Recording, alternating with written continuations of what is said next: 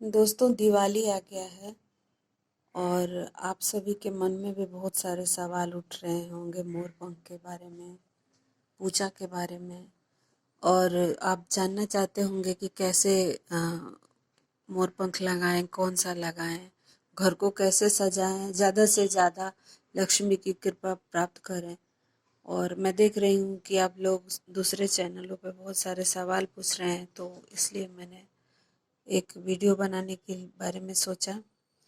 दोस्तों, मोर पंख तो बिल्कुल है, ऑस्पिशियस है ही।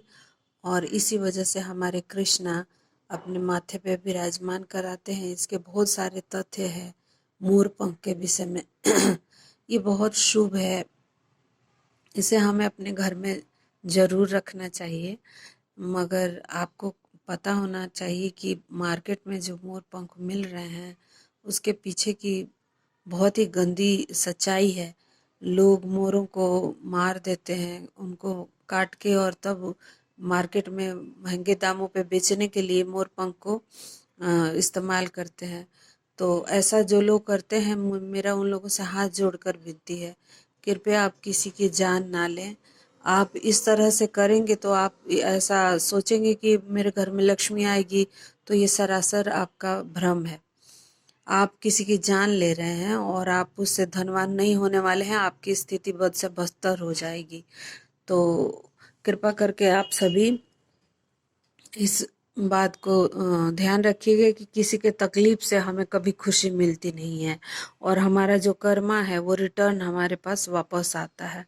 तो इसीलिए कभी भी आप मोर पंख लें तो आसपास में लोकल जो मोर छोड़ देते हैं अपने बॉडी से, उसी का ही इस्तेमाल करें, वरना आप भी दोषी बनेंगे। और जो कर रहा है ऐसा, उसका तो है ही। मुझे बहुत कष्ट होता है, इसीलिए मैंने सोचा कि आप लोगों को बताऊं। आप जो ये मोर पंख मेरे घर में देख रहे हैं, ये हम लोगों के यहाँ आसपास के जंगलों में बहुत सारे मोर हैं, और वो बरसात के दिनों में अपना नाचते समय बहुत सारा मोर पंख गिरा देते हैं। तो वहीं से हम उठा के और ये रखे हैं अपने घर में। मंदिर में भी रख सकते हैं, और इसके दिशा भी है। और आप लोगों को ज़्यादा इन सब चीज़ों के भ्रम में नहीं पड़ना चाहिए। रिस्पेक्ट तो हमें अपने छोटी से छोटी चीज़ को भी करना चाहिए। प्रकृति ने जो भी हमें दिया है, वो हमने, हमारी इतनी औकात नहीं है कि हम ये सब उगाएंगे और खुद करेंगे। ईश्वर ने दिया है, ब्रह्म ने दिया है, तो हमें हर एक छोटी से छोटे और बड़े से बड़े चीज़ की इज्जत करनी चाहिए। उसी प्रकार मोर पंख आप रखते हैं तो जहाँ भी रखें उसको साफ सुथरा रखें, पैर ना लगने दें, जूठे के पास ना रखें, और इज्जत से रखें, संभाल के रखें, साफ सुथरा रखें। बस इतना ही काफ़ी है। और बहुत सारे भ्रम इसके बारे में, ये अच्छा चढ़ाएं, चंदन चढ़ाएं, यहाँ लटकाएं, वहाँ लटकाएं, इन सब का कुछ मुझे समझ में नहीं आता है, सब क्यों है। इसलिए मैंने ये चैनल बनाया है कि बहुत सारे भ्रम का आप लोगों के सामने मैं खुलासा कर सकूं। ये बकवास की चीज़ों में आप सभी ना पड़ें, और प्रकृति जो हमें दे रही है उसका उपयोग करें, और सच्चे और अच्छे रहें, प्रकृति के प्रति वफादार रहें, समाज के प्रति। यही सब काफ़ी है। ये, और ईश्वर हमें वो उतना जरूर देते हैं जिसके हम लायक हैं, और इसके लिए आपको किसी की जान लेने की ज़रूरत नहीं है, या कुछ ऐसा कुछ करने की जिसके वजह से आप और उल्टे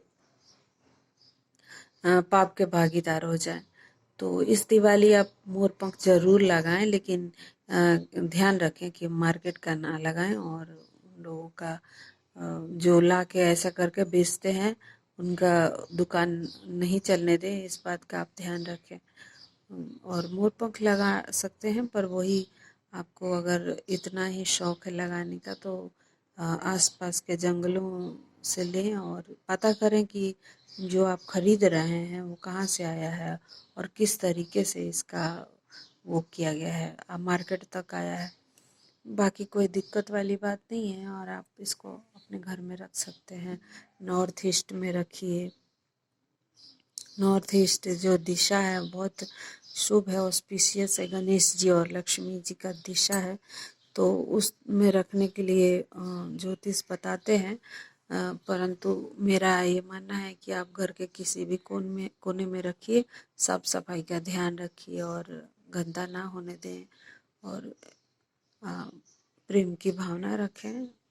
बस ईश्वर आपके ऊपर कृपा जरूर बरसाएंगे, माँ लक्ष्मी की कृपा आप सभी पे हो, इसी की मैं कामना करती हूँ। और थैंक्स फॉर वॉचिंग।